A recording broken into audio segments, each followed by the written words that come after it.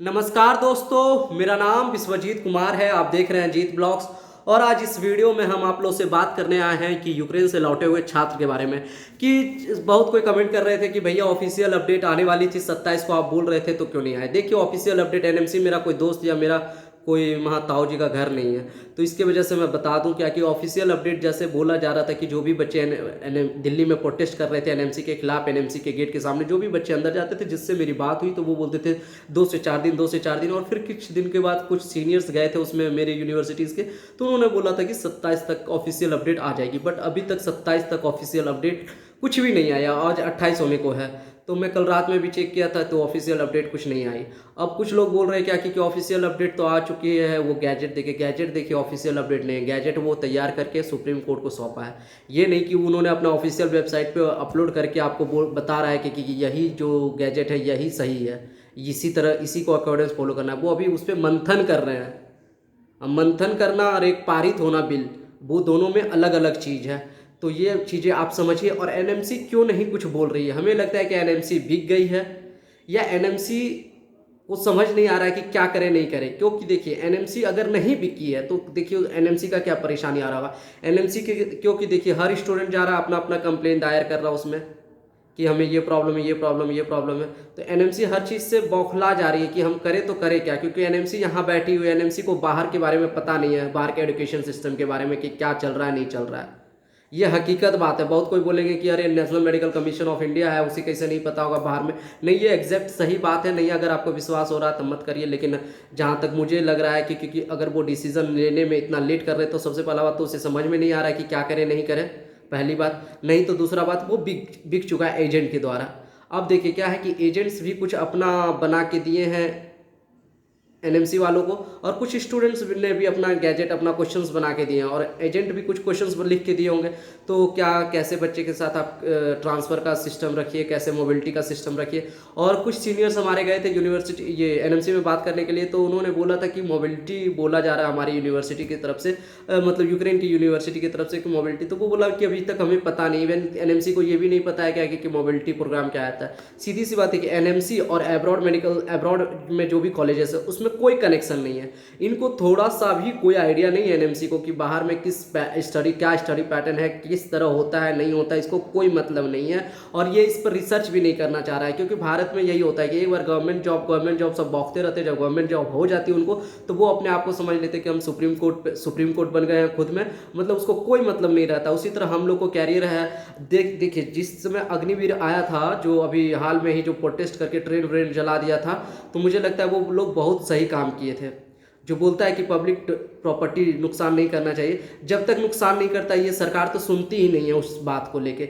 बच्चे कितने दिन से स्ट्राइक कर रहे हैं, कितने दिन से। अरे आपको इंडिया में एकोमोडेशन नहीं करना है, मत करिए, कोई बात नहीं है। बट आप एक ऑफिशियल अपडेट है, ऑफिशियल डेट तो दे सकते हैं ना कि हाँ आप ये करिए, ये नहीं करना है, वो करिए। आप एक अपना नोटिस या गैजेट बना के आप ऑफिशियल वेबसाइट पे डलवा दीजिए। लेकिन किसी को कोई मतलब नहीं है। जब तक यहाँ पे खुद के परिवार पे नहीं बीतता है ना, तब तक लोग कुछ नहीं समझते। और ये क्या है कि यूक्रेन से लौटे हुए छात्र, बाकी लोग कुछ मदद नहीं कर रहे हैं, कि जो भी अदर आउटसाइडर हैं वो सोचते हैं कि वो सबका मेंटेलिटी इतना नीचा गिरा हुआ है यूक्रेन से जो लौटे हुए छात्र के प्रति। बोलते बोलते अपना देश छोड़ के क्यों जाता है बाहर पढ़ने। अरे जाहिल आदमी, यहाँ सीट रहेगा तो कौन चाहता है अपना देश छोड़ के जाके वहाँ दूसरा का गाली बात सुन के वहाँ पढ़ाई करे, और उसके बाद वहाँ क्या ज़्यादा मज़ा आता है क्या? सबको देश छोड़ने में मज़ा नहीं आता है। फॉर योर काइंड इन्फॉर्मेशन जो इस तरह सोचते हैं।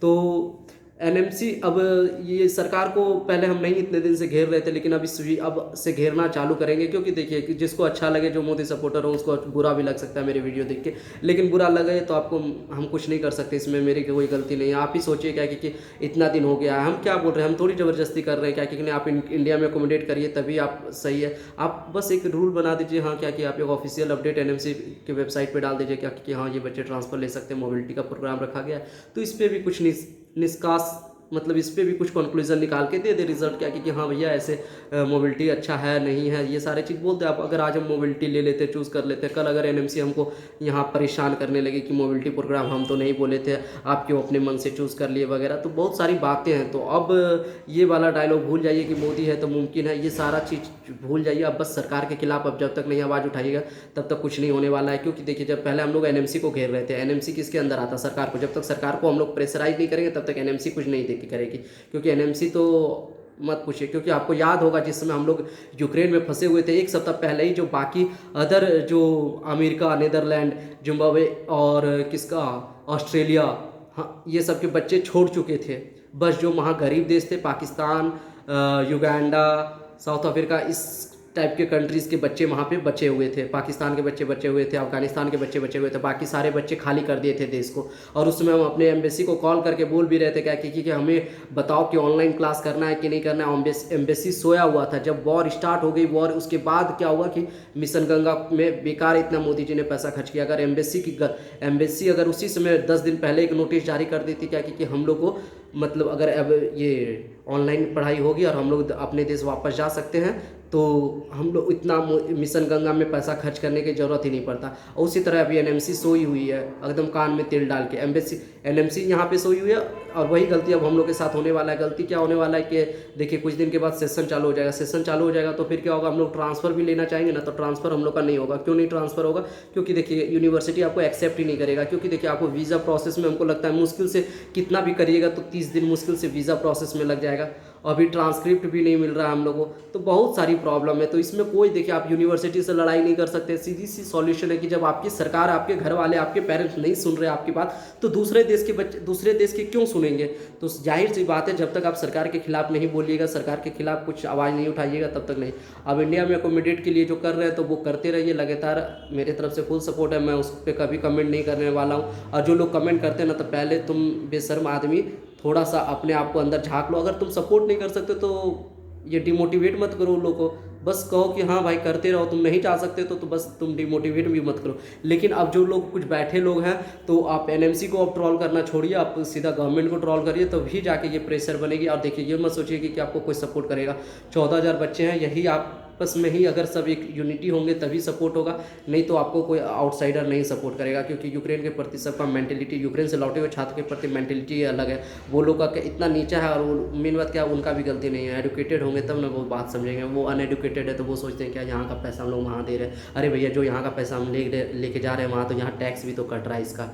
वहाँ पे हम थोड़ी डायरेक्टली जा रहे हैं क्या कि यहाँ का पैसा डायरेक्टली वहाँ जा रहा है, मेरा हमको मतलब टैक्स फ्री है वगैरह। तो आदमी समझता नहीं है। वही पैसा हम यहाँ भी खर्च करते हैं, लेकिन यहाँ खर्च कहाँ करेंगे? यहाँ पे आपके पास, हमारी सरकार के पास कॉलेजेस नहीं है। आपको आवाज़ उठाना चाहिए तो आवाज़ उठाते नहीं है, कुछ भी बोलना नहीं है। और उसके बाद डॉक्टर को गाली देंगे कि अरे डॉक्टर तो बहुत लूटता है यार, डॉक्टर मतलब चोर होता है, ये होता है, वो होता है।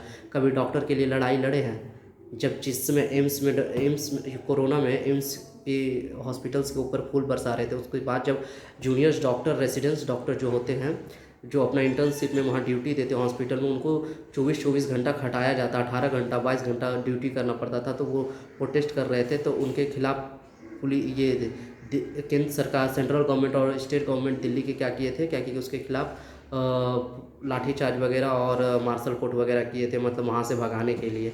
तो उस समय कोई नहीं सपोर्ट करने। तो ये देखिए, ये भारत की सबसे गलत बात चल रही, गलत एक दिशा में मैसेज जा रही है कि कभी भी किसी का भी चीज़ होता है ना, हर कोई साथ नहीं आता। चाहे अगर कोई टीचर प्रोटेस्ट कर रहे हैं तो टीचर भी सिर्फ प्रोटेस्ट करेंगे उसको, और उसके बारे में सब सरकार के दल्ले सब निकल जाएंगे, उसमें बोलेंगे कि नहीं टीचर ही गलत है। अगर कोई दूसरा फिर विभाग से कर रहा है, नहीं उसी को सरकार के दल्ले कुछ आ जाएंगे, बोलेंगे नहीं यही लोग गलत है, यही लोग उसकी परेशानी, हम लोग को परेशानी नहीं है। तो इस तरह नहीं करिए। अगर कोई प्रोटेस्ट कर रहा है उसको सपोर्ट करिए, सपोर्ट नहीं कर सकते तो डिमोटिवेट भी मत करिए। तो प्लीज़ गाइस, इसमें आप गवर्नमेंट से हम लोग की डायरेक्टली बात होनी चाहिए, क्योंकि गवर्नमेंट से आप बात नहीं करिएगा तो फिर कोई फ़ायदा नहीं। और वीडियो को ज़्यादा से ज़्यादा शेयर करिए, जितना ज़्यादा शेयर करिएगा उतना ज़्यादा ही जल्दी कंक्लूजन निकलेगा, नहीं तो फंसे रहिएगा। अब नेक्स्ट वीडियो में ट्रांसक्रिप्ट के बारे में बताऊंगा, तो ये वीडियो ज़्यादा से ज़्यादा शेयर कर दीजिए।